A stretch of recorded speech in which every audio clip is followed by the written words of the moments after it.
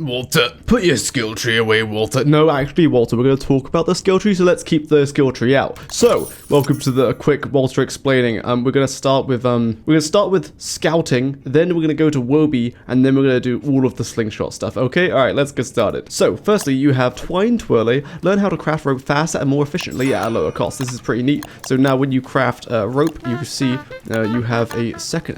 Look at that. Your rope crafting recipe is not locked behind a science machine, and when you do craft it, you will craft it quite a bit faster and with only 2 grass rather than 3. So this is a pretty solid skill for crafting a ton of rope. But yeah, you can probably skip it. Anyway, let's move on to Pioneer's Panache.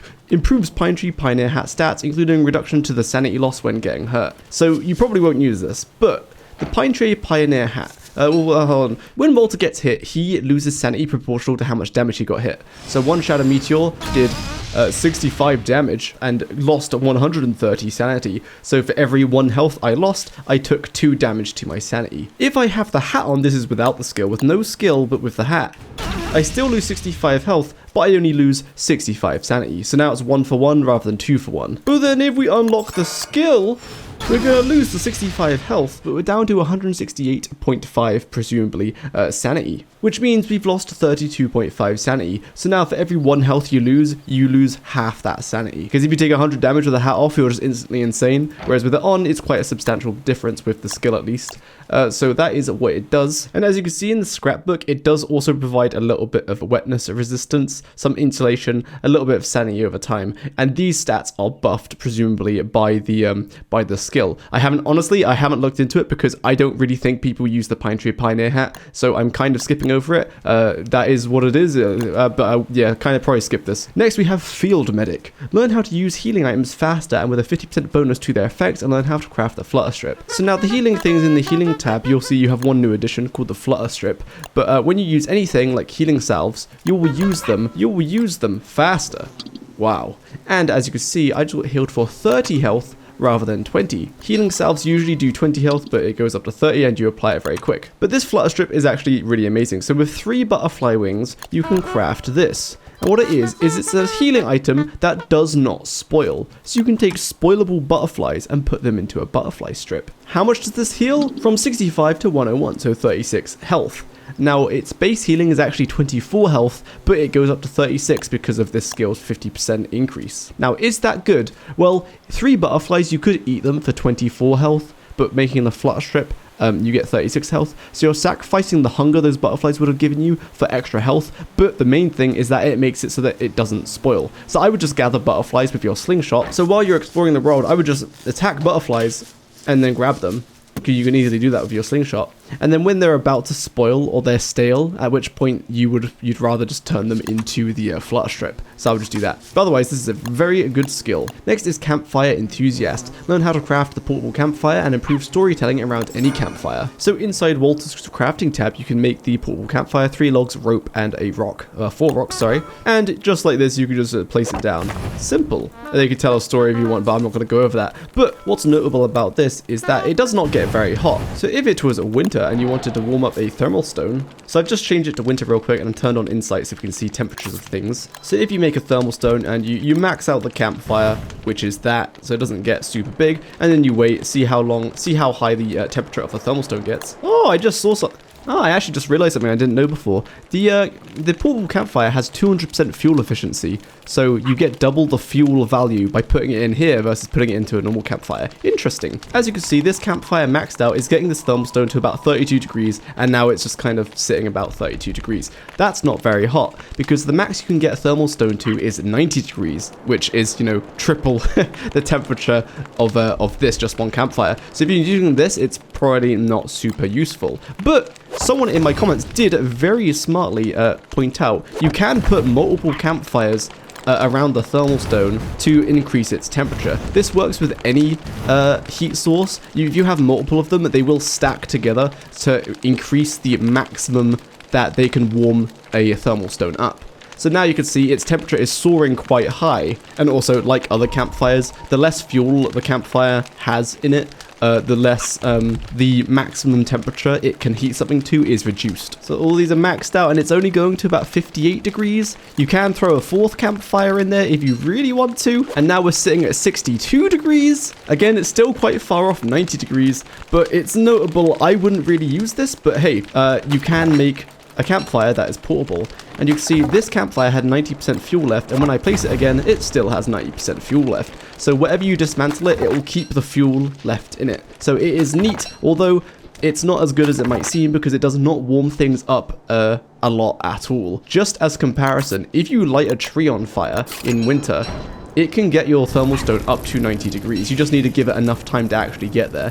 And no matter how many burning objects you have, the temperature can only go up by about 1 per second, I think. So you can't get a thermal stone hotter faster by burning more stuff or bringing lots of campfires. It only just increases the maximum temperature cap. Now you as a player start overheating at 70 degrees, but a thermal stone won't overheat you even if it's sat at 90 degrees. As you can see, trees burn very, very, very hot. Same as dwarf stars, they burn very hot. And look at that, maxed out at 90 degrees. And now this will keep you warm in winter for like over a day, and it will slowly go down. The rate at which it goes down is like linear. It will just keep going down that rate. So by getting it to 90 degrees rather than 30 degrees, it is quite a substantial difference. At 30 degrees, you have to warm it up every like half a day or whatever, whereas 90 degrees, it's like over a day. That is all to say that this is cool as like a portable source that you want to cook at, but I wouldn't really use it for warming up your thermal stone. You're better off lighting a tree on fire, even if you bring like 4 of these. Back to autumn. Next we have special treat. Learn how to craft Woby snacks, a non-perishable food for Woby. So if you didn't know, when you feed Woby monster meat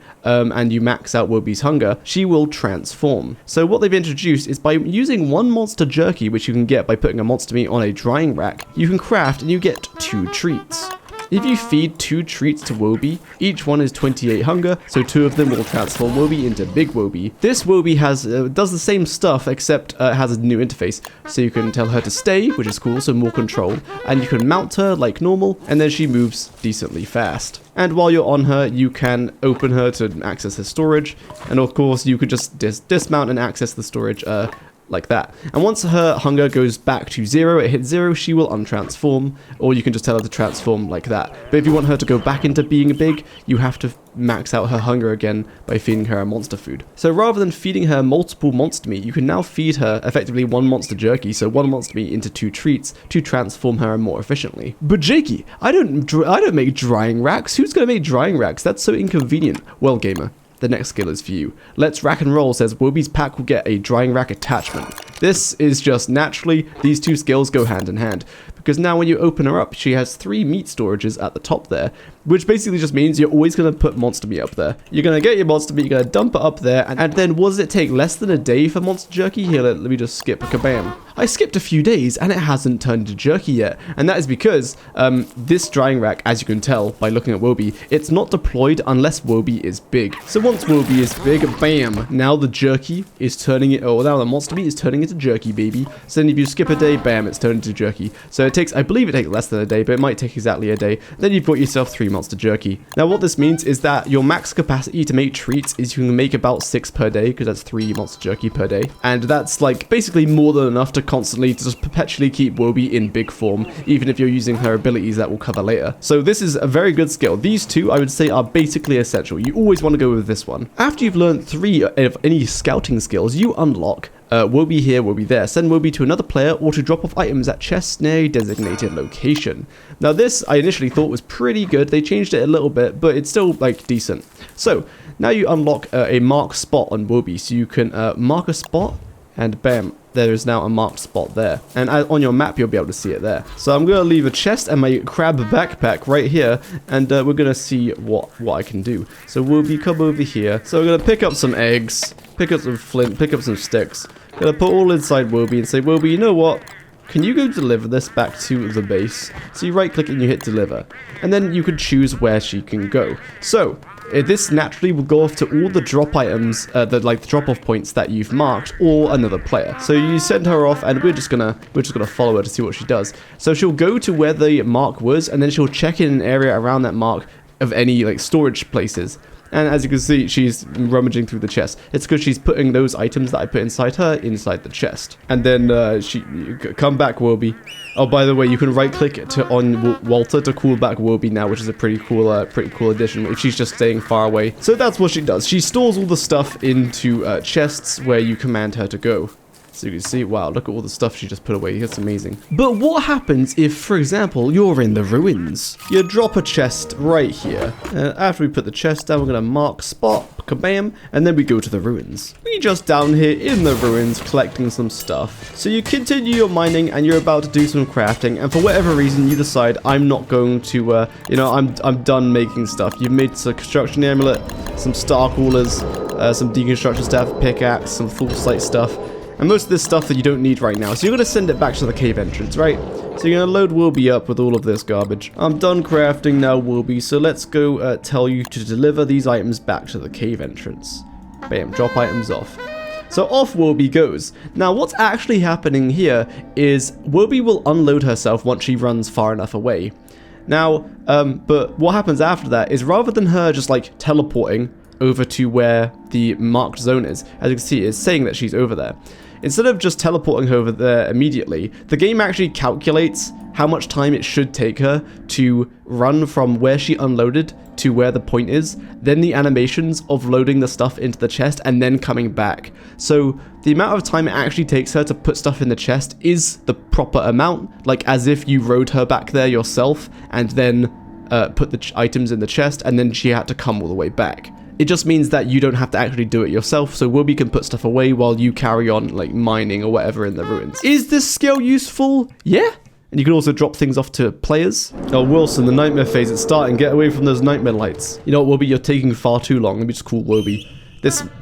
So by calling Woby, it just instantly cancels her task, and as you can see, she still has all of the stuff in it because she was still actually getting to the designated location. So that's just to say the amount of time it takes her to do it is the proper amount, as if she had to actually run back there herself, which is quite a big deal and kind of makes the skill not as good. At some point in development, that skill Woby would instantly teleport. So as soon as she unloaded, she would instantly teleport to the chest, instantly unload everything, then instantly run back. So what would happen is she would run away and then just come back instantly. So yeah. Oh my gosh, no way. It's Mr. Mither here to help me file my taxes. I mean test Woby stuff. You need the player who you want to deliver to either need to be holding a compass or they need to be next to an occuvigil, which is made over here. And what an occuvigil does, it just reveals that part of the map. So a compass is pretty cheap, it's just flint and gold, but occuvigil is more of a permanent solution to uncover that part of the map.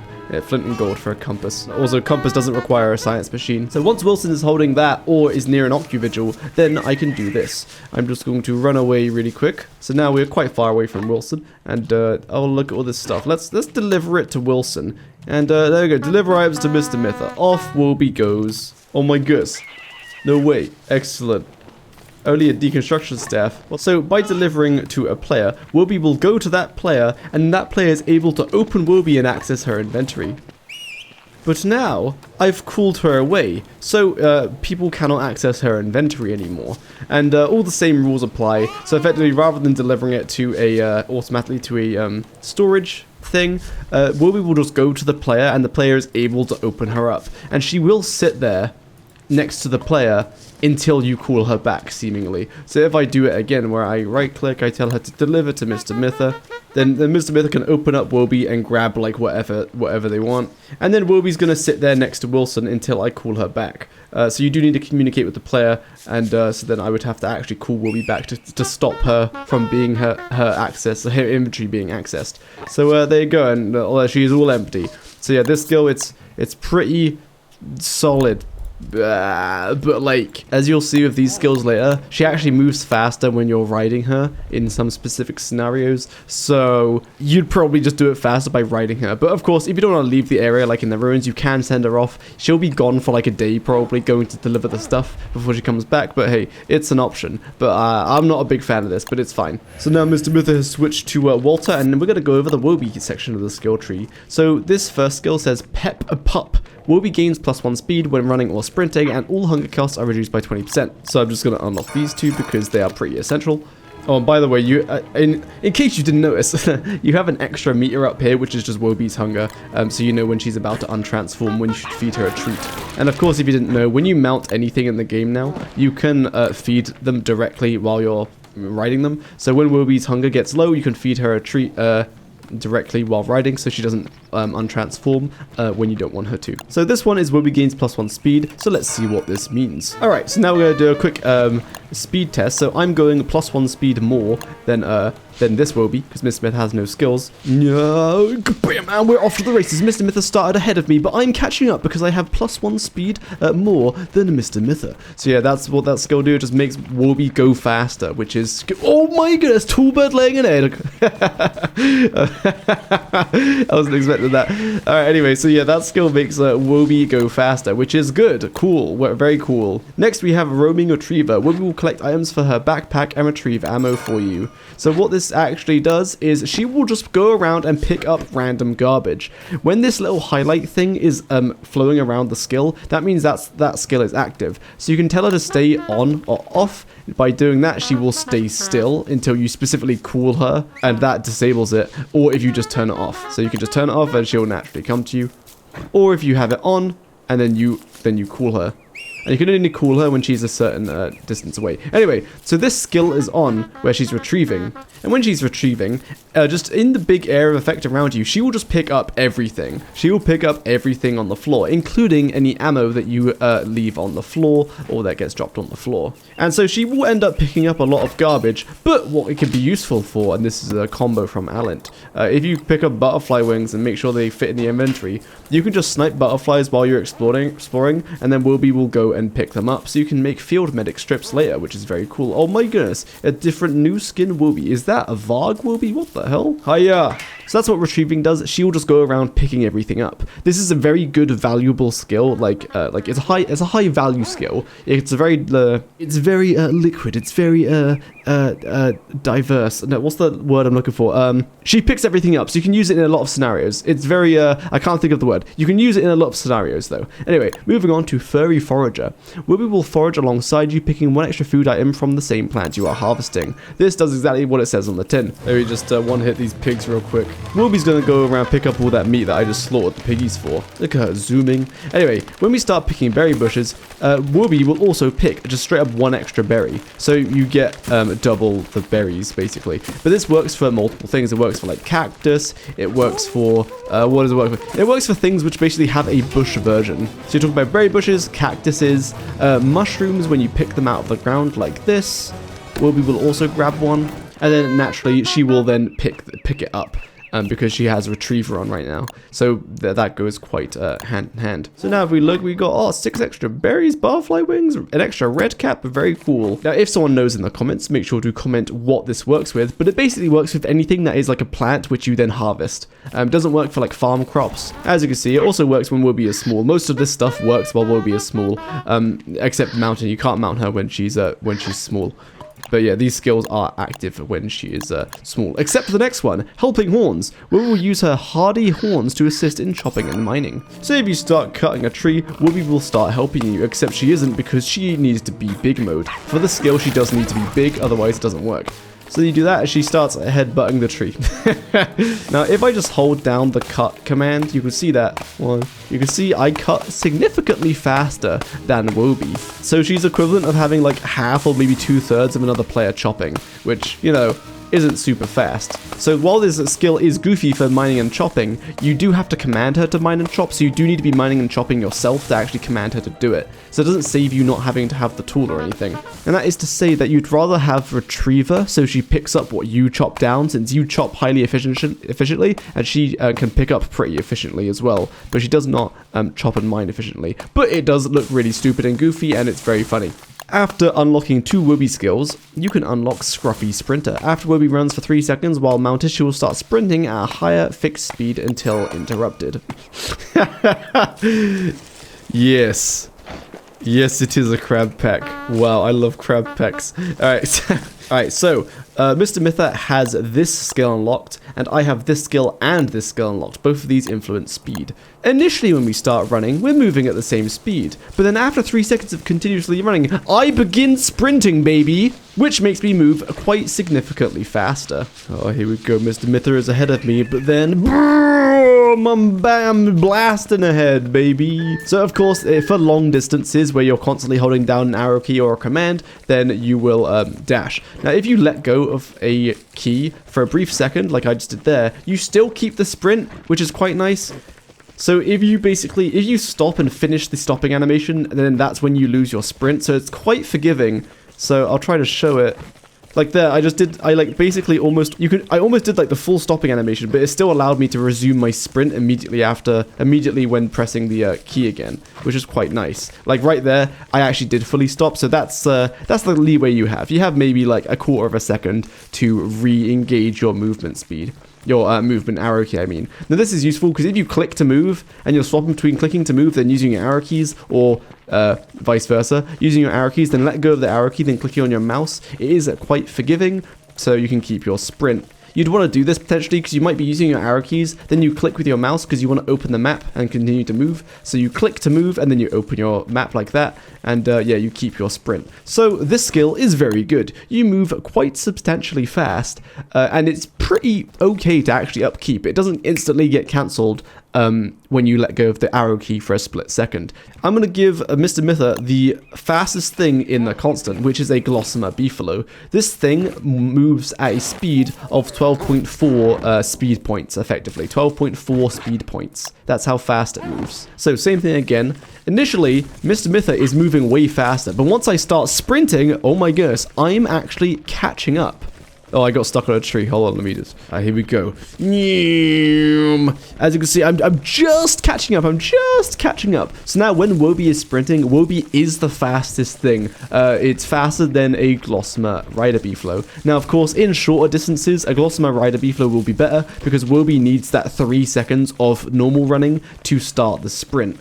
And also, by the way, even if you change directions, it still keeps the sprint. So even if you switch directions, as long as you just don't fully stop.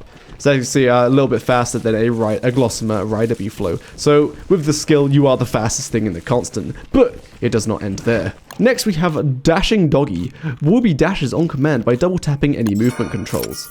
Now, I've had a kind of a bad experience with this skill, but it is very cool. So when you double click now, ooh, see that little dash? See that little dash? When you do this dash, oh, by the way, when you sprint, when you do this sprinting and when you do this dash, it does consume hunger. So sprinting just increases Woby's hunger rate, and the dashing consumes a flat amount of hunger, as you can see. But it doesn't really matter. As long as you're making 3 jerkies per day, you're going to have way more than enough treats, so it doesn't really matter. But this dash, I'm double clicking right now to activate it, and it is pretty consistent, although the game sometimes doesn't like it when you put a lot of inputs in at once. So if you're in like a situation where you're kiting and you're firing, and then you quickly try to like dash, as you see, I just double clicked there while holding down an arrow key and just nothing happened. So the game doesn't really like it when you put in too many inputs. But what is consistent is if you double tap an arrow key, that does make it consistent. It looks like really stupid jank movement because you like tap to go that direction a little bit, and then Woby does the dash. So it looks like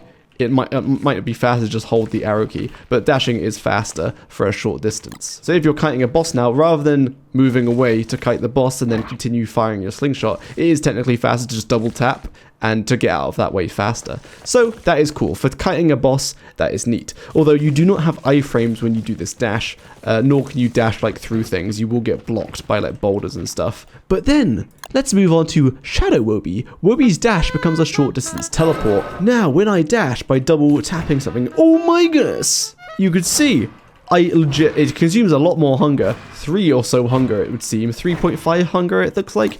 3.5 hunger, potentially, to do the dash. But that is for good reason. See, this dash can traverse gaps in the world and will teleport through things. So you can teleport through bosses, over gaps in the world, and among other things. This is really useful for exploring anything or just shortcutting across land masses. So this umbral dash is just so good. Not only can you now move fast from the sprint, but yeah, you could teleport over gaps. Again, this doesn't have any iframes. You're here, then you're there. There's no invulnerability frames, but when you're fighting a boss, you can just teleport through the boss to get behind it to effectively just really easily dodge the boss attack. He's gonna swipe and I double tap and I teleport through him to the other side of him so that he doesn't doesn't try to attack me. So that's what Umbral Dash does. It's very simple, but super effective. So now you've got to despawn myself to unlock Lunar Woby. So we untransformed Lunar Woby, and of course he looks a bit different, very cool. And then when you mount him, oh, I didn't even read the effect, hold on. After dashing, Woby can immediately start sprinting at +1 speed. When Woby is under moonlight on the surface, or in an area of enlightenment, she has no additional hunger drain for sprinting or dashing. So the second part of the effect just means you don't consume extra hunger when you sprint or dash when, you know, the moonlight is hitting you, so it's a full moon, or you're in an enlightened area. But the main thing is after dashing, Woby can immediately start sprinting at +1 speed. So if you dash by double clicking, bam! Not only are you immediately sprinting, but your sprint moves even faster than before by +1. So if you do the normal sprint, you'll see you sprint at just the normal speed.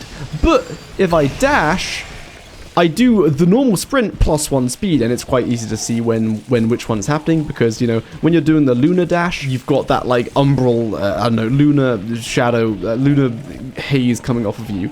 So yeah, you're way faster than anything. You're faster than a Rider B-Flow. You're faster than Woby doing normal dashing. Yeah, and you can immediately achieve this speed by just starting your sprint by just dashing. So I was the same distance from the B-Flow, and then as soon as I did the dash and I'm starting to sprint at the increased speed, I am faster than the Rider B-Flow. Yes, so yeah, Woby with the Lunar Affinity is just super duper fast and can access sprinting really easily, but this dash does not have any iframes. It can't teleport you across land masses or anything. Yes, but you just get increased speed. So both the affinities are pretty insane. One is just more speed, and you can instantly access her sprint, so it's just more speed basically. And then you've got Shadow Woby, which gives you a lot more utility in being able to teleport across land masses, including like the labyrinth, like Ancient Guardian's labyrinth and such. So both are really good, and it's completely up to you which you would go for. I'd probably go for the Shadow Woby unless you're sure you're not going to need the teleport. Then the instant speed is very cool. So that is Woby and the scouting skills, and now it is time to go over all of the rounds and the slingshot. So now let's do the customizer section, then we'll finally do the ammo. So firstly, you've got basic customization, learn to craft the slingshot field kit and some basic parts for customizing your slingshot. So by unlocking this, you unlock this, and this. So the slingshot field kit allows you to customize your slingshot. The slingshot band is a slingshot band for your slingshot. The bone frame is useless, but it's a frame for your slingshot, and the grip tape is a grip for your slingshot. Now, when you use this on your slingshot, whether it's equipped or not, you could see like there's 3 spaces in it. So you've got the frame, you've got the slingshot, and you've got the grip. These are the 3 parts that you can put into a slingshot. Now I'm going to quickly say what all of them do. So the band, this increases your attack range, so how far you can fire your slingshot, and also some of the bands increase how fast your ammo travels, which means they have less chance of missing due to like your target moving from side to side relative to yourself. The frame usually adds some kind of special effect, so this bone frame gives you a second slot to store ammo in. This slot doesn't do anything other than you can just store ammo in it, but each frame will have a different effect. Then you have the grip tape. The grip tape will increase your fire rate one way or another. It will be either by increasing your attack rate by a flat amount or by having a ramping effect, which is what the silk grip tape does. After firing so many rounds without being interrupted, you gain an increased fire rate, but its initial fire rate is usually slower than something that gives you a flat attack rate. So if I just modify this to take off the slingshot band, so if you look real close, we're going to see the, if you watch, I want to hold F, you'll see a little puff of smoke happens. That means I'm now ramped up to my maximum attack rate due to the silk grip band. For all of the ramping grips, that's what they do. They have a little animation to show that they're at the max attack rate. So this is the normal distance at which you fire at. 12 full wall units away, 12 wall units. Now I've put the pig slingshot band on, so now when I attack, you can see I'm attacking a little bit further. It's like 13 wall tiles. It is exactly 13 wall tiles. So you get 1 wall unit more distance with the pig slingshot band. So it's relatively, it's not huge. You go from 12 to 13, which is like, you know, maybe a 5, 6, 7% range increase, but it's still something. So that's what it does, and that's only the basic one.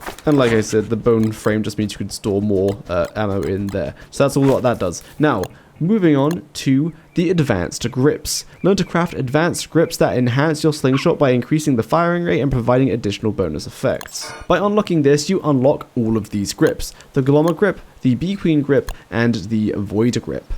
Now the Glommer grip just increases your attack rate by a flat amount, so does the Bee Queen grip, and then the Void grip is another ramping one. So the TLDR of these is that, like, you know, the higher up you go, the better they get, until you get to Bee Queen and Void grip. The Void grip is technically better as long as you can always fire off at least like 9 or 10 shots without being interrupted, because that way the initial slow attack rate will be worth doing, because you get the faster attack rate later on, which would overtake the Bee Queen grip in the same amount of shots. So just to show you how fast the Void grip can go, so you start off with a decent... So you start off with that speed, and then bam, I am now doing maximum speed. You see that is quite fast, and DPS wise, the Void grip is the best grip, as long as you're firing off more than 9 to 10 shots. Now, in the playstyle, you'll see why that might not be practical, because you're switching ammos, you're kiting, which means that majority of the time, you're probably not going to be getting those 10 shots out. In which case, I would basically just recommend the Bee Queen grip. The Bee Queen grip is a high flat attack rate buff, which isn't as fast as this, the Void Wrap at its full ramping effect, but it's just consistent flat attack rate that just feels much nicer to use. Because if you move or otherwise just stop firing, it just cancels the ramping effect. Like, if I stop firing and then I start firing again, or if I move slightly, it starts it again. Or something more realistic is if you're swapping between ammos, you're gonna, well, I've got the fire attack rate buff, but if I swap at the wrong time, you'll see that if you swap at the wrong time by right clicking in your inventory, it like cancelled the attack animation, but then swapped the ammo and reset my attack streak, which is not very nice. So swapping ammo can also do that to you, although you can get around that by using your ammo like this. So if you hold your ammo over the top like this, no matter how often you swap now, you keep the attack rate. You can swap every shot and it still works. It'll either not let you swap, like, so if you swap with your mouse like that by hovering over here, it doesn't cancel the attack rate buff ever, but if you move it from your inventory, then it will if you do it at the wrong time. So that's why basically the Void grip is technically the best, but the Jelly grip is what I would probably recommend, because it does feel awful when you accidentally cancel your hit streak. Even though as long as you let off 10 hits with this, 10 or more, 9 or 10 or more hits with this, it's technically better than the Jelly grip. But later in the game, you're going to be having debuffing rounds like slowdown rounds. You'll have bleed rounds that come in later. Then you'll have your main DPS rounds, which are like full sight rounds. And you're going to be swapping between all of those every like 5 or 6 seconds. So if you cancel your attack rate or your attack streak like once, then it's just not worth it and it feels awful. So I would basically just recommend the Bee Queen Jelly grip. But yeah, the Void grip is technically the best and has set effects later on. Next, we have advanced bands. Learn to craft advanced bands that enhance your slingshot by increasing its firing distance, boosting projectile speed, and may have additional bonus effects. So unlocking this skill, we unlock more bands. So before we just had the pigskin one, but now we have the flailing slingshot band. So only one extra band. Or is it only one extra band? So one tentacle spot and one cattail. You can get this pretty early on, which means you could probably just skip the pigskin one and just unlock this one straight away. Let me just put the pigskin one on again. That's with none. This is with pigskin. And then once you put the cattail one on, you go to one extra wall unit. So, you know, there is, that's the distances, it's something. Anyway, but what's more important with this is this slingshot band, the cat one, makes it so that your projectiles move faster. So if you're fighting an enemy that is moving faster left to right, or is just running away, or you're trying to get your first hit on the enemy, this will make your projectile move faster, so that it'll probably not make the enemy it will probably not miss the enemy as often. Oh, also, by the way, you can just right-click the field kit to mod the slingshot. You don't have to use it on the sling like I have been, unless you have multiple slings. Anyway, so if I take this off, we can see the firing speed. So that's the firing speed without the band, firing speed with the band. And then after you kill Fuel Weaver and you activate the rifts, and the first rift activates, some of your chests in the labyrinth and Fuel Weaver's labyrinth, I forgot what it's called, the atrium, will turn into mimics. And when you get these mimics, what you can then do is upgrade the slingshot band by, you can just put it inside the mimic like before it transforms. Then once it transforms, kabam, there it is. Oh goodness, stupid planner enemy, let me just one hit it. Kabam. So and then it drops the possessed slingshot band. Wow. And now this does the same thing as the cat slingshot band, except now it has a 30% chance when you fire off a piece of ammo, it will just not consume the ammo. So now I fire off the gold. Oh, see that?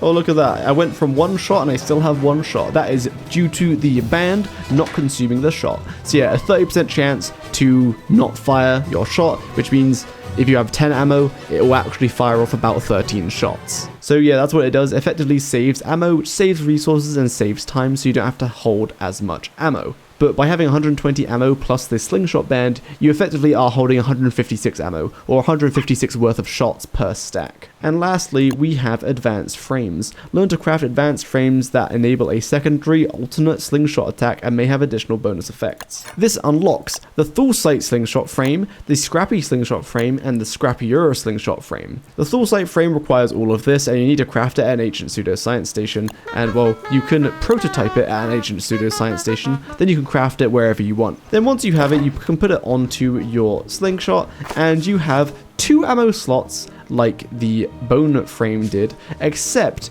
the Thullsight frame does something quite good. So you can put the 2 ammo in, but now if I right click, I get this arrow. This is a special attack that the Thullsight frame unlocks. So if I just hold F, I'll fire from this slot here, my cursed rounds in the initial slot. But if I right click, I do the special attack. Now first of all, this is nice because you know you can effectively fire 2 different ammo types at once by just, like, you don't have to swap the ammos out, you can just right click to shoot this slot and hold F to shoot that slot.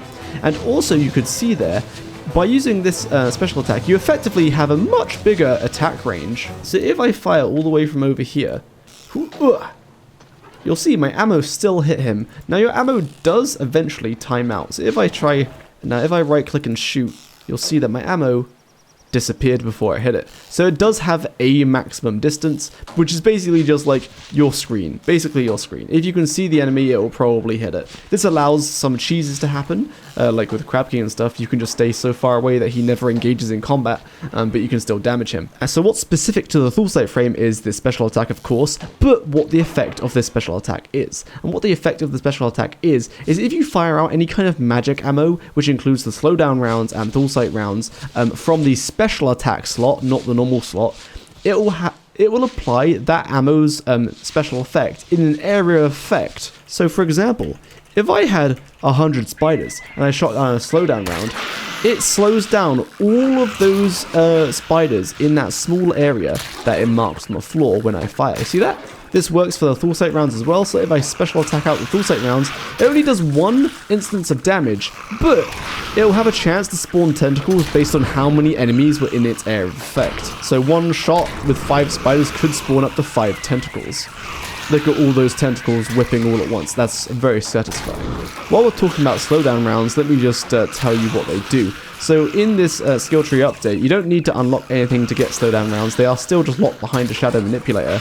But their slowdown effect stacks up to 3 times. So each time it slows the enemy down by 30%, and once you fire off 3 of them, that enemy is slowed down by about 71%. So they're moving at about 29% of their original movement speed. This means when you're fighting a boss, you're going to fire off like 3 slowdown rounds, bam, bam, bam, and then you're going to switch into your damage rounds. So the Thullsight special attack that works to activate like the special attack of rounds is the ice rounds, the slowdown rounds, the Thullsight cursed rounds, and I believe that is it. It's just those 3 rounds that it has a special effect with. Oh, and the pure horror rounds, but we'll get to those later. But the Thullsight special attack also works with the pure horror rounds, but we haven't technically unlocked them yet. So yeah, so firing this off, it does area effect freeze. With the special attack, it does still take into account the fire rate of your grip and everything. So with the grip, you can special attack faster. If you click perfectly, you can fire just as fast with the special attack than holding F. Technically, but you probably won't, because clicking is hard. 10 spiders, you're frozen. Get Thullsight tentacled, whip whip. Anyway, moving on from the Thullsight frame. By the way, the Thullsight frame is probably the one that you'll use, because yeah, Thullsight frame good. Next is the Scrappy slingshot frame. Now, unlike the Thullsight frame, you can make this slingshot frame on like day 1 if you wanted to, because you can get all of these resources from the scrapyard, the Scrappy Werepick scrapyard. This is how it generates, And if you just rummage these piles, there's the 2 scrap I needed. Oh, some extra gears. That's kind of crazy. Come on, give me the frazzled wires, baby. Oh my gosh, 4 gears. Oh, there's the frazzled wires. And just like that, oh, we didn't get the electrical doodad. You can get electrical doodads from the scrap piles as well. We unluckily did not get it. But anyway, you can craft that quite easily. But by getting just the frazzled wire and then the scrap you can get from breaking the fence or rummaging, then you will make the scrappy slingshot frame. So what the scrappy slingshot frame does is it doesn't unlock an extra slot, you just have the 1 slot, but you still have a special attack. So when you hold down right click, you can see this arrow extended out, and then after time it gets released. You can release it whenever just by letting go of right click. And what this does is it fires the shot just as far as the Thulsite one before it disappears, of course. But what this special attack does is when you hold it down, once the arrow is fully extended and you release it, you will deal double damage of the initial hit of whatever round you're firing. No way, it's Walter. So now you can special attack and normal attack from the same slot, which could be notable. So now when I fire this off, my Thulsite frame is doing 102 damage. If I let it off too early, it will do damage which scales between 51, its normal damage, and 102, which is its double damage version, depending on how far you pulled back the arrow. So if you don't pull it back very far at all, like barely, I'm doing just barely more damage. But then if you pull it back all the way, you do double damage. Now for the Thulsite rounds, this isn't very good because Thulsite rounds get most of their damage, or a lot of their damage, from the tentacles that spawn 50% rate. So of course, if you're taking double the time to fire off a double damage shot, you're still not doubling the damage of the tentacles. So for Thulsite rounds in particular, this special attack isn't very good. But any round that has all of its damage plowed into its main hit, which is like Dreadstone, Gunpowder, which is Kabloomies, the Shock Scrap shots to an extent, Moon Shards maybe, yeah, you can just reduce your attack rate and double the damage, which means you get a bit more value per shot, but it means you'll probably be attacking and doing less damage than otherwise, because if you hold F, you attack at like the max attack rate, whereas if you're constantly holding it down, you might mess up a little bit and get the arrow not quite maxed out and not do double damage. What this boils down to is this scrappy frame, you can access it really easily, and it unlocks a long range special attack without having to go to the ruins. And for cheesing bosses, you might prefer it, because if you're cheesing a boss with long range attacks, this just allows you to use half the ammo than if you used a Thulsite frame. So the scrappy frame is solid. Yeah, it's just super good because you can get it so early.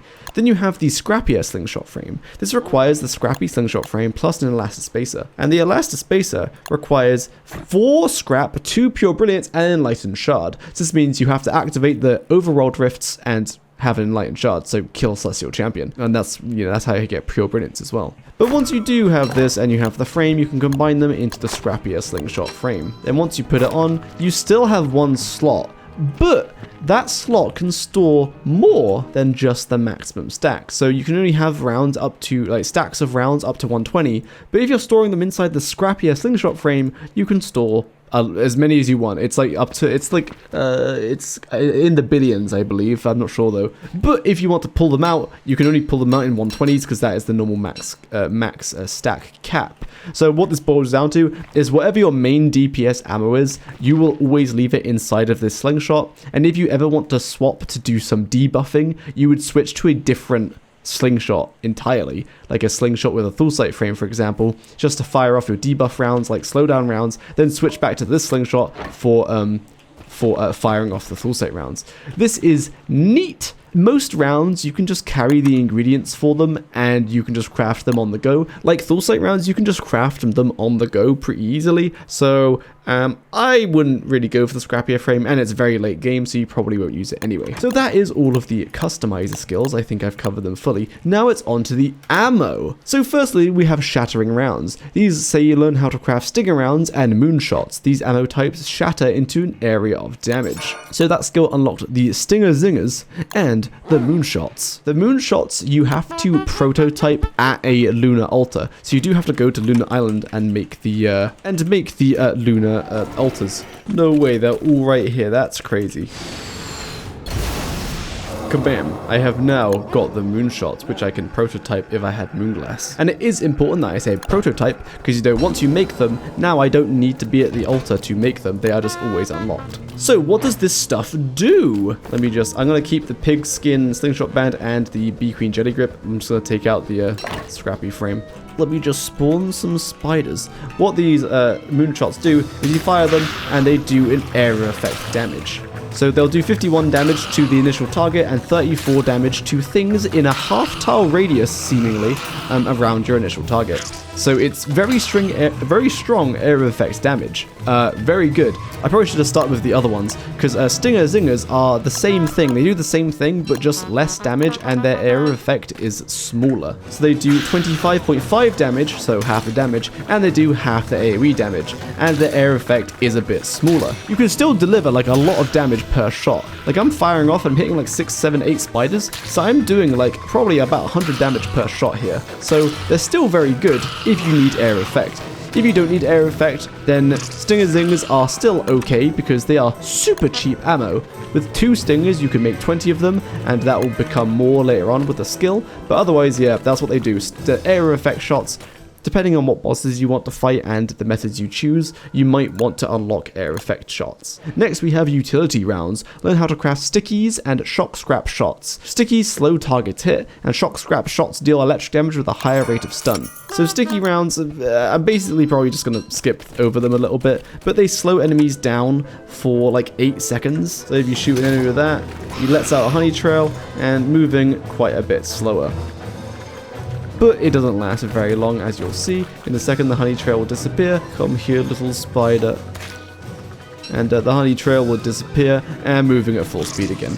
You'll also note that the honey trail will fully disappear, and then the spider will start moving at max speed again. So there goes the honey trail, and then it starts moving at max speed again. So you do get a little bit of warning. So these are okay, and if you fire off multiple of them, they don't stack. Next, you have the shock scrap shots. With one scrap and one saffron feather, which is from a canary, meaning you need to have a scarecrow built. Now these are decent, like when stuff is raining. So if it's raining or you're fighting an enemy like a depth worm, who are always wet, then when you fire these, they do 74.4 damage, which is really good, 74.4 damage. But the TLDR is that full sight rounds on average are going to do 85 damage per shot once you account for the tentacle damage, although it might be a little bit less because enemies might dodge them by moving too much if you don't slow them down. But something that this does, which I will show you in a second, other than doing 74.4 damage when the enemy is wet, it also causes more stagger hit stun. Also, please note that I am using the Bee Queen Jelly Grip and Pigskin. This means I move a bit, I fire faster and I'm attacking at a little bit longer range. So I'm just going to spawn Bearager as a comparison. If I constantly fire at Bearager, you can see every other shot is stunning Bearager. So it has a higher rate of hit stun, which is when the boss will stagger like that. Now, realistically, the playstyle will revolve around slowing enemies down by firing 3 slowdown rounds, which will put their movement speed to about 29% of their original, and then you will just hold F and attack them. Now, with the shock scrap shots, so if the enemy is wet, you'd be doing 74.4 damage. But not only that, you would also be slowing them down effectively a little bit more, because every other shot, you force the boss or enemy to do a little hit stun animation. Whereas with normal rounds, it is not that often. So let me just slow the enemy down by firing off 3 shots, then I start firing off gold rounds. So with a non-shock scrap one, you'll see that the first will stun, and then the 4th one. So it's the first one and every 3rd one after that. So yeah, the shock scrap will stun like 50% more often because it's every other shot rather than every 3rd or 4th. But we're just going to revert back to full sight shots because unfortunately, full sight rounds are extremely strong, because what full sight rounds do, let me slow him down a bit by firing off 3 slowdown rounds. When you start firing off full sight shots, not only are you attacking, so you're getting a hit stun every 3 hits, but when a tentacle spawns, it then whips Bearager twice, which is also going to cause some hit stun. What this boils down to is that full sight rounds deliver a lot of hit stun already, so it might be equivalent to shock scrap, or a bit less, a bit worse, or a bit better. I'm not entirely sure. The point is, Thulsate rounds are very good because it causes a lot of hit stun from all of the tentacles that are constantly whipping whatever you're attacking. But shock scrap rounds can be useful if you want, I guess, but I would probably skip them. Next we have lucky rounds. Learn how to craft kablooies and dread pebbles. These ammo types rely on lucky shots to do more damage or not break. So starting with gunpowder rounds are actually pretty good. Using 1 gunpowder, 1 grass, and 1 flint, you can craft 20 of these kablooies. Now what these kablooies do is all of their damage is packed into the actual shot itself. There is no special effect that relies on the environment, but it does have a special effect. So we just slow barrel down. Then if I hold F, we do 59.5 damage, but then we did 119 damage. Oh my goodness. So there is a base, there's a base chance for you to let off one of these big 119 damage shots. And when you do let off one of these shots, it will be 119 damage, and that 119 damage is area of effect. Otherwise, the normal 59.5 damage is not area of effect. And of course, this doesn't rely on you slowing down the enemy. You can just fire off these shots without slowing down the enemy if you want. These are like almost on par with Thulsate rounds when you're slowing down the enemy. If you're not slowing down the enemy, then these rounds are just better than Thulsate rounds because all of the damage is packed into the shot and doesn't rely on the enemy having to slow down to get hit by their tentacles. So yeah, gunpowder rounds are actually kind of legit. Kablooies. Now the way that special effect happens is it has a base chance of happening, and every time you shoot and the special effect doesn't happen, it ramps up the chances that you will get the special effect of doing double damage. So I think this comes out to about a 10% chance, I think. Please, someone correct me in the comments if I am wrong, but I believe it comes out to, on average, about a 10% chance for your shots to be exploding shots. Someone just let out 40 shots, so that one. So I let off 39 shots there, and I got 4 double damage shots. So 10% is about right. It's a very small sample size, but it's just as a rough guess, about a 10% chance to get the double damage. The other ammo we unlock are the Dread Pebbles. Using 1 Dreadstone, you will make 20 Dread Pebbles. Now, these have a fun special effect. So first of all, their damage. They deal 68 damage. Once the crown activates, you'll see I'm doing 10 damage through the crown's bubble. That means it's 10 of its damage is planar, so it's 58 physical and 10 planar. And what is this? Why are there pebbles being dropped on the floor? Well, that is because when you fire off a Dreadstone Pebble, it has a 50% chance for the shot to just land on the ground. See if I just fire off 10 shots real quick. I fired off 10 shots and 4 of them landed on the ground. It is a 50% chance, but whatever. So if you have 100 Dreadstone rounds, you actually have about 200 worth of the shots. But if you then combine this with the possessed slingshot band that I do not have anymore, not only do you have a chance, so when you fire off an ammo, the ammo might not be consumed due to the possessed slingshot band, but then that ammo that you did not get consumed then might drop onto the ground. So I'm just going to fire off 100 Dreadstone rounds with the slingshot band and of course the Dreadstone rounds effect.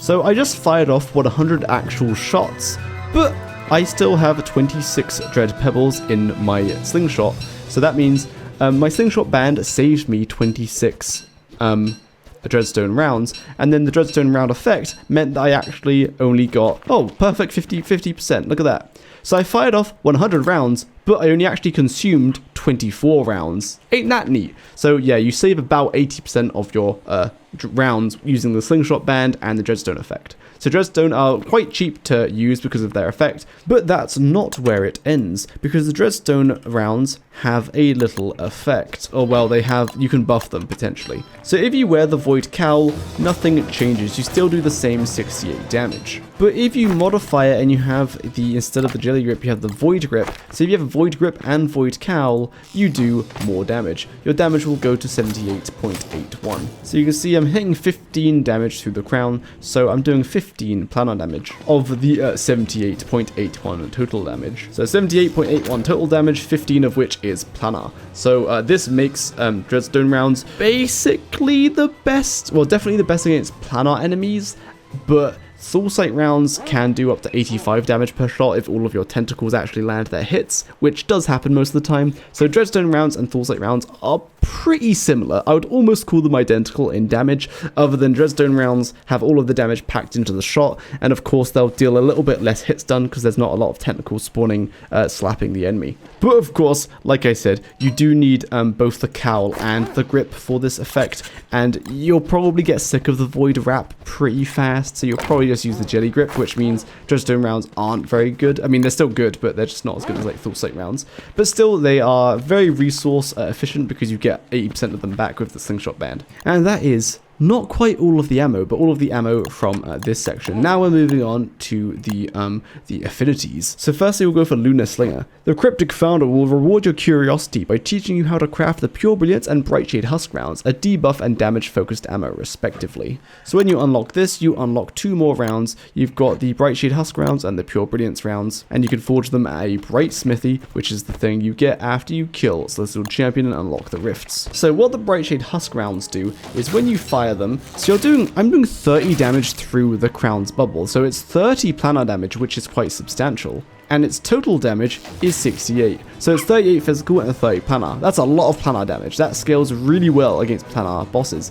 But you also have a chance when firing off these things, is that you see that a quick tentacle just spawned and really quickly spawned and then slapped the enemy, dealing 85 damage. And of course, a lot of that damage is planar damage. I'm just going to take out the Possessed Slingshot Band because we're going to do a little test. I'm going to fire off 40 Bright Shade Husk rounds versus a Bearager to see how much damage see how much health he loses, then fire off 40 Thulsight rounds to see how much damage he loses then, so you can see which one is kind of better. So the benefit of the benefit of these Vine Tentacles versus Thulsight is that these ones spawn and whip really fast. They immediately spawn and immediately attack. So I'm pretty confident to say that they will just straight up and never miss. But of course, they have a much lower chance of spawning rather than Thulsight rounds. So we got Bearager down to 2464 health by firing off 3 slowdown rounds, then 40 of the Bright Shade Husk rounds. So we've slowed him down, so he's moving at about 29% of his normal movement speed, and now we're just going to keep spam attacking for the tentacles to do their work. And we got Bearager down to 2447. 2447. So you can see, by using slowdown rounds, the Thulsight rounds were better a little bit, but they're basically the same. 2464, 2447, that's very similar. So as long as you're slowing down the enemy, Thulsight rounds are equivalent to Bright Shade Husk rounds, if not a little bit better. If you're not slowing the enemy down, then the Thulsight tentacles are really slow, so they will almost definitely, like the majority of them will miss, whereas the Bright Shade Husk rounds would hit because they're very fast. Against a planar enemy, Thulsight rounds are all physical, whereas Bright Shade Husk rounds are all planar. So against a planar enemy, Bright Shade Husk rounds are going to be way better, like way better. So that's what those rounds do, but you also unlock these Pure Brilliance rounds. What this does is when you fire them, they do a small 54 damage, and then you can see there's a little effect applied to Bearager. And what this effect does is when Bearager sustains planar damage, an extra 5 planar damage just gets added to whatever you hit with. So every time I fire off this now, rather than doing 68 damage, I'm doing 73 damage. And rather than the Bright Shade Vines doing 85 damage, they're actually doing 90 damage. Because every single instance of planar damage gets added a flat plus 5 planar on top of it because of the Pure Brilliance debuff.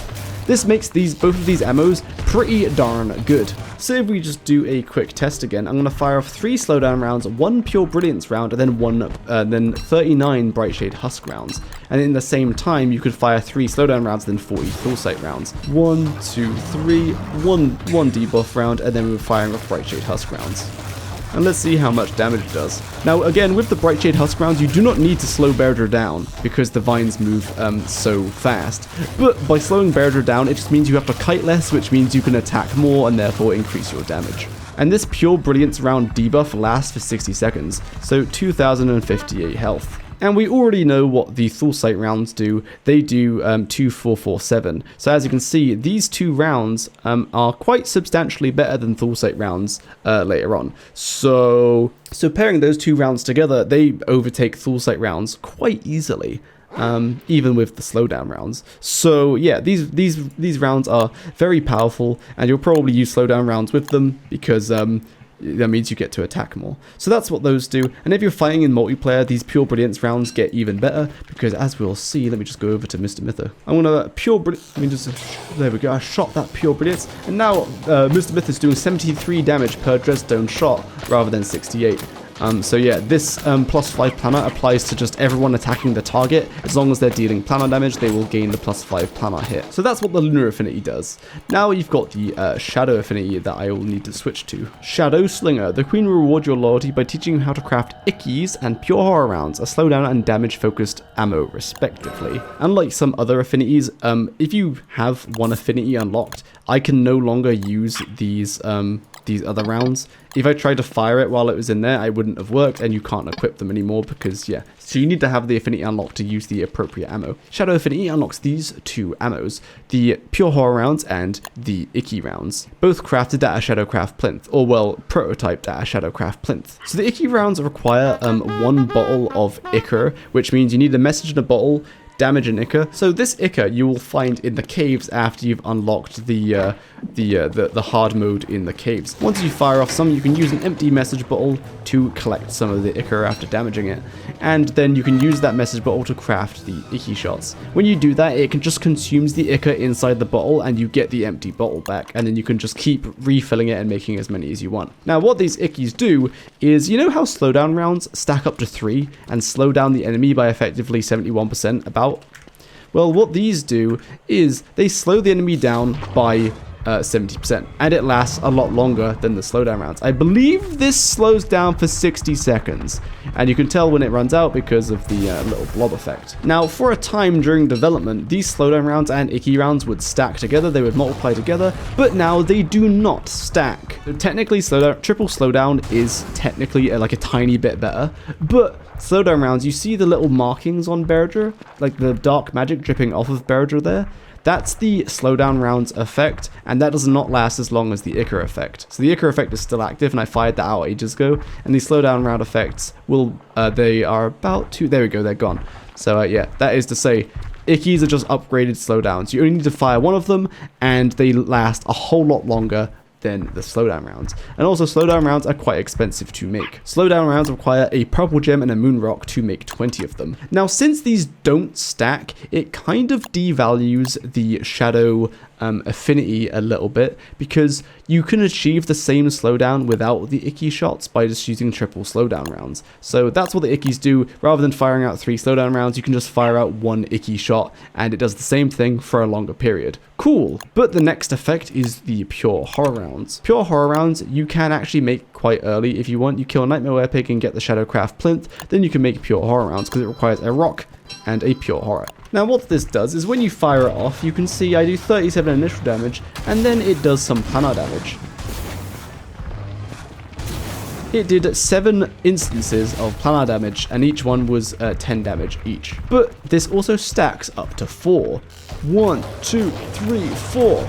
Now I've got 4 lots of bleeds happening at the same time, and each bleed will do 7 hits. So this is to say that by firing off 1 pure horror shot, you do 37 damage plus 70 damage afterwards. So you're doing 107 damage per shot, which is really good, and it's no RNG or anything. It's just because all the damage is on the actual enemy itself, and a lot of it is planar damage. Basically, it's always just worth firing off 4 of these like that, then switching to your main DPS ammo, and then once you notice the bleed has stopped, you will then just switch back to your pure horror rounds. This is particularly effective against planar enemies because basically I think all of the bleed damage is planar damage, so it pierces their planar defense completely, but it's still worth using versus non-planar enemies because it's effectively over 100 damage per shot.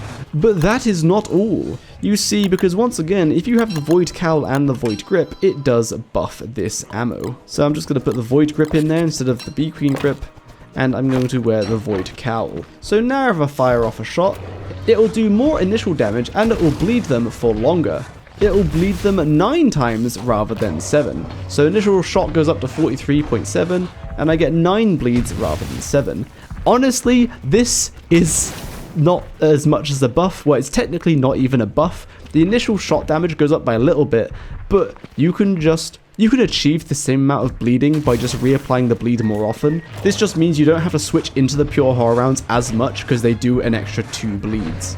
But if the bleed's about to run out and you fire off another shot, it will overlap with the oldest bleed so that it just refreshes them. So if I just keep firing off shots, it will just keep refreshing it. This is to say that the Void Cowl and Void Grip buff is not very effective with the pure horror rounds, because yeah, it technically doesn't really buff the ammo, it decreases the amount of time you have to refresh the debuff, refresh the bleed. But yeah, it is things, there you go, thought I'd show you. Wow. And you know, it's because the Void Wrap technically, you know, is good, but I think most people will just use the Jelly Grip for how it feels. So if you have pure horror rounds in your Full Sight special shot and special slot, and then you have a bunch of spiders, if you fire off a special attack, it will bleed all of them. The initial shot damage goes to just the one, but it will bleed all of them. That's a ton of air effect damage. Remember, that's 7 bleeds against everything that you hit. If you hit 10 enemies, that's 100 damage per shot, which is kind of insane. So I've got all these spiders following me. I special attack, make all of them bleed,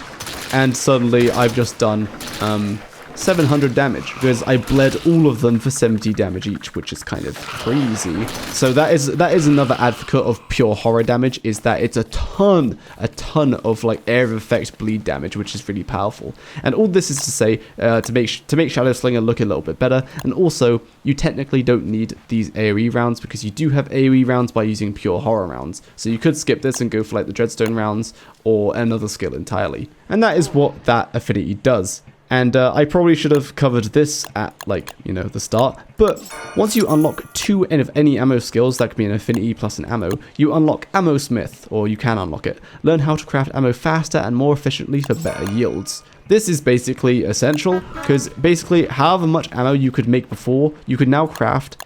From every craft, you get 50% more. So rather than 10 icky shots, you get 15. Rather than 20 pure horror shots, you get 30. Dreadstone, you get 30 instead of 20. And the crafting animation is substantially faster. So this skill is basically just necessary. It's just super nice. And that's what it does, very simple. Then you have Ammo Hoarder, learn how to craft an ammo pouch for carrying your excess ammo. This is 4 pigskin, 6 silk and 2 gold, quite expensive. And once you do craft it, you can store 6 ammo in it. 6 like stacks of ammo in it. And there you go, that's what it can store. I don't super like this, because I don't think you're really going to be carrying around all that much ammo, because now that I've explained everything, you can see what things will boil down to is you're going to either choose Lunar Affinity, and you're going to be using slowdown rounds, Pure Brilliance rounds, and Bright Shade Husk rounds. That's after you've unlocked the surface rifts. So that's 3 ammo, and if you had a full sight frame, 2 of those ammo you can store in your slingshot, then you'd have 1 in your inventory. So you wouldn't really care for having this ammo pouch. Or if you go for Shadow Affinity, you're going to be carrying icky shots in your special attack slot in your full sight frame. Then you're going to be using probably full sight rounds in your main slot, and then you will have maybe pure horror rounds in your inventory. So again, you don't really need the ammo thing, because you're not really holding that much ammo. But hey, if you want to carry around lots of different bits of ammo, like ice rounds and stuff, you go for it. Then that the ammo pouch might be for you. But now we have covered the entire skill tree. Now, for those of you who followed my videos during the beta of Walter, they've changed quite a lot, which was, basically all of this part of the skill tree has been completely changed. The main thing is that slowdown rounds and icky rounds do not stack anymore, which kind of doesn't make the Shadow Affinity as good. So the reason why Full Sight rounds were so good is because you could slow the enemy down all the way down to like 20% of their maximum movement speed once you stacked icky and slowdown rounds. But if you just use one of them, it slows them down to about 30% of their original movement speed, which means Full Sight rounds tentacles might not hit as often as they used to. So kind of same thing as the Pure Brilliance rounds. What we're going to do, so I'm going to fire off a total of 44 shots. The same as the Pure Brilliance test. In the Pure Brilliance test, I fired off 3 slowdown, 1 Pure Brilliance, and 40 Bright Shade Husks. With this one, I'm going to fire off 1 icky, and then just Pure Horror rounds and Full Sight rounds until I've fired off 44 in total. So 1, and there's 44 shots. So once I've done 44 shots, it got barreled down to 2,183 damage. So using the icky and the Pure Horror and the Full Sight rounds in 44 shots, I did not quite as much damage as using the pure Lunar Affinity rounds. If I was using the Void Wrap and the Void Cowl, the pure horror rounds would have done a bit more damage on each one, and that might have closed the gap. But the point is, the Lunar Affinity is like just better DPS, especially against planar targets, but you probably won't be going for the Lunar Affinity, because now it is time for the recommended skill tree. So a recommended skill tree we'll start with the Woby stuff. You definitely want increased movement speed because you will be using Woby to move around really fast. And I would advocate for roaming retriever and not unlocking these two. You'll see why, but basically roaming retriever is pretty efficient. She will go around and pick everything up, and you can fill her inventory up with only items you want her to pick up so she doesn't pick up random junk, and she does this pretty efficiently. Whereas the forager is just +1 in food, which you probably don't need, and this one is chopping and mining not very efficiently. Then you want the sprinter, you want the dash, and you will probably be going for the Shadow Woby because teleporting across land masses is incredibly strong. The Lunar Woby is also very strong. You can dash to instantly reach max speed, and that max speed is increased by +1. So honestly, I'm kind of tied with which one you would choose, but you'd probably choose the Shadow one just for teleporting across land masses. That allows you to just explore unnaturally so that you can progress a lot faster than you would otherwise. You're going to unlock all of your slingshot upgrades because of course, and of course this goes with Woby. You are definitely going to unlock Special Treat and Let's Rack and Roll. Let's Rack and Roll enables Special Treat, and Special Treat allows you to always access all of these skills. Now, this is kind of up to you. If you don't like using Thulsite rounds so much, you could use Lucky rounds for the Kablooies and the Dread Pebbles. Kablooies can be better than Thulsite rounds if you're not slowing the enemy down, or they're a little bit worse if you are slowing the enemy down. And then Dread Pebbles, again, they can be good. They're better than Thulsite rounds against planet enemies, but not as good versus normal enemies if you're slowing the enemy down. I would skip the stickies and the shock scrap. Stickies are just discount slowdown rounds which don't last very long, and shock scrap shots will not come into use all that often because things have to be wet. And then the stinger, zingers, and moonshots. These rounds provide area of effect, which is very valuable, so you'll probably unlock one of these. And of course, since I unlocked Shadow Woby, I'm only allowed to unlock Shadow Affinity over here.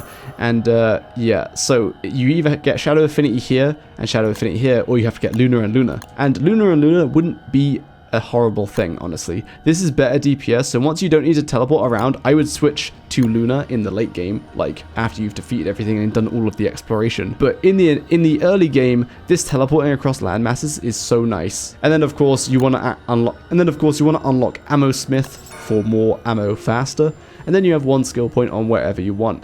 You could unlock some more Woby skills, and you could unlock different ammo, but I would probably just go for Field Medic. This allows you to get healing items for free, effectively, from butterflies, and they don't spoil, which means you just never need to make healing food. You can eat whatever, and then just use flutter strips to heal. So I would definitely go for this skill tree. But now I'm gonna throw a spanner. I'm gonna throw a spanner in the works, though, because if you think about it, this Shadow Slinger skill doesn't do a whole lot. The Ickies just replace slowdown rounds. Slowdown rounds do the same thing as Ickies, and pure horror rounds are just a extra bit of damage. So you don't actually get anything extra by unlocking Shadow Slinger. You just get slowdown rounds that last longer, and pure horror rounds just do more damage. So actually, what if we went for Lunar Slinger? So you might say, you know what, the Shadow Slinger doesn't do enough for me, at which point I'm gonna unlock all of the Lunar skills, at which point I say that's a completely fair choice, in which case this would be your skill tree. In the early game, you might hurt